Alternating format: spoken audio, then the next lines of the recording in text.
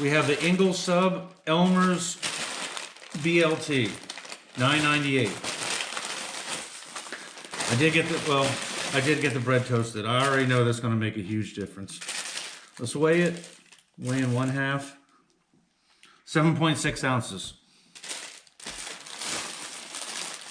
It's a very basic BLT. You can add whatever you want to it. It's bacon, lettuce, tomato, and mayonnaise. Salt and pepper. That's how I got it. Let's cut it in half. Do a cross section. There's the cross section. That's probably 4 pieces of bacon, 5 pieces of bacon on each side. There's the top. There's the bottom. Without further ado, going in.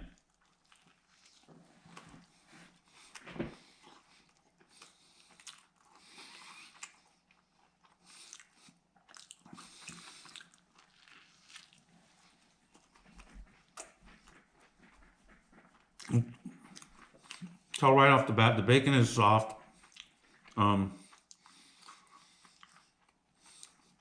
It still tastes like a BLT, but you could use more bacon. It could be crispier, or crispy period.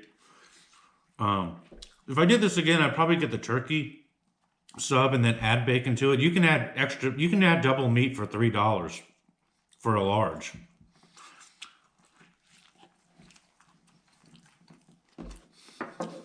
It's okay. They toasted the bread. The bread is still holding this sandwich down.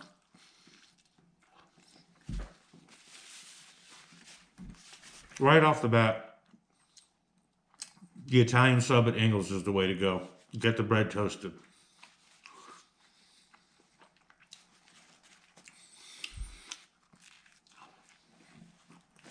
I would not recommend this sandwich,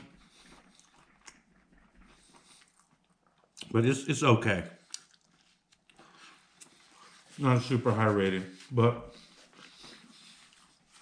I have my notes over here. What I'm going to talk about today is like in the kitchen. I'm not talking big corporate. They're going to do background checks on people. A small mom and pop probably won't do a background check, but you never know who you're working with in the kitchen. All walks of life work in the kitchen. You've got college kids, you've got old guys, you've got immigrants, you have all walks of life in the kitchen. So you should be respectful to everybody.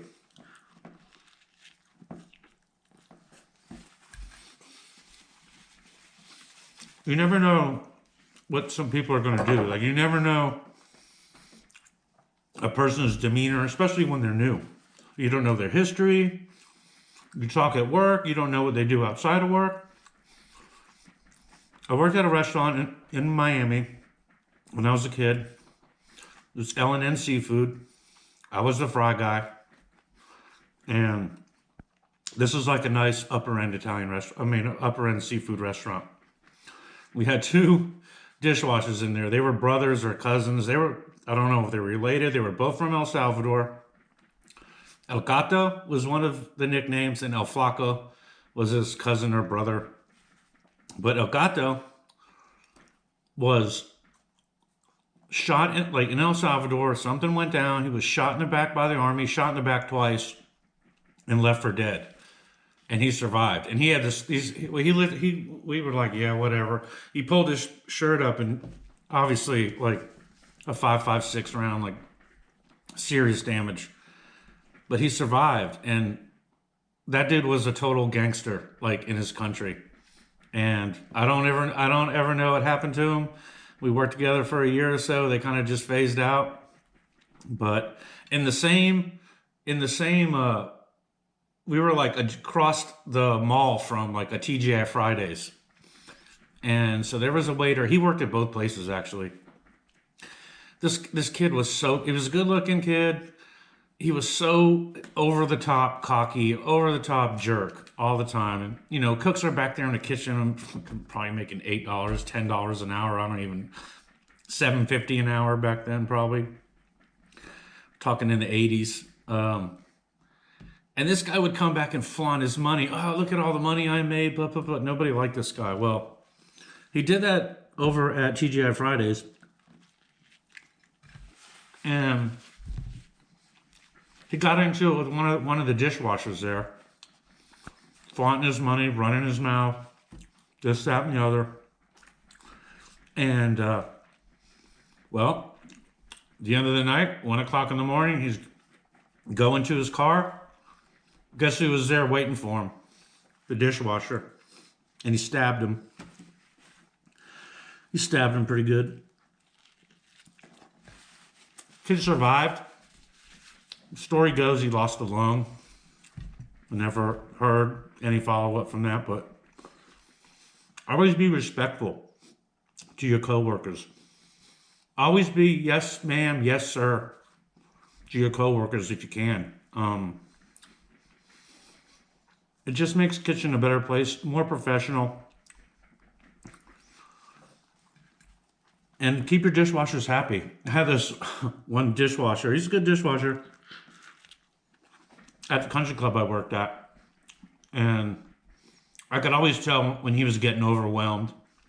And it was a big pile of dishes. He was the only guy back there. We'd jump in and help him when we could. But I could tell when he was getting upset. And so what I would do, I always kept like a case of corn dogs in the freezer. He loved corn dogs. So I made him a corn dog, French fries, and a little thing of ketchup. He'd sit over there and eat it. He'd be fine for the rest of the day.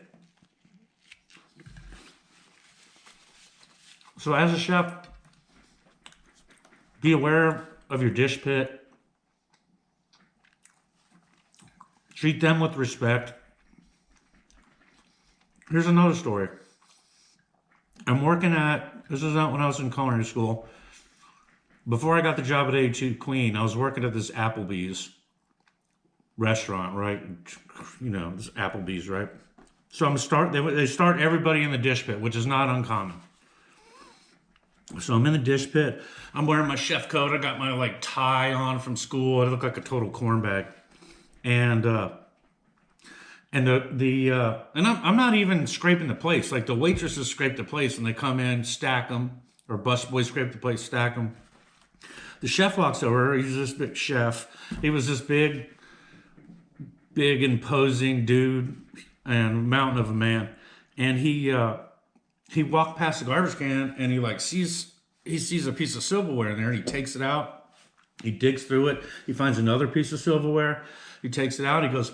He goes, if I come back and find one more piece of silverware, I'm going to deal with you. So it's like at the end of the night. It's like a busy night. It's like garbage can is full. He starts looking through it. Right on top is a knife or something, right? He picks the freaking knife up. He throws it onto my station. He picks the garbage can up. He dumps it out in the mop wash, and he goes, dig through this. And, well, I dug through it. I shoveled everything back in there. If I ever saw one of my cooks, if I saw anybody ever do that in the kitchen to somebody, there'd be ramifications. Like, you don't do that. You don't treat people like that. Always try to be polite, respectful.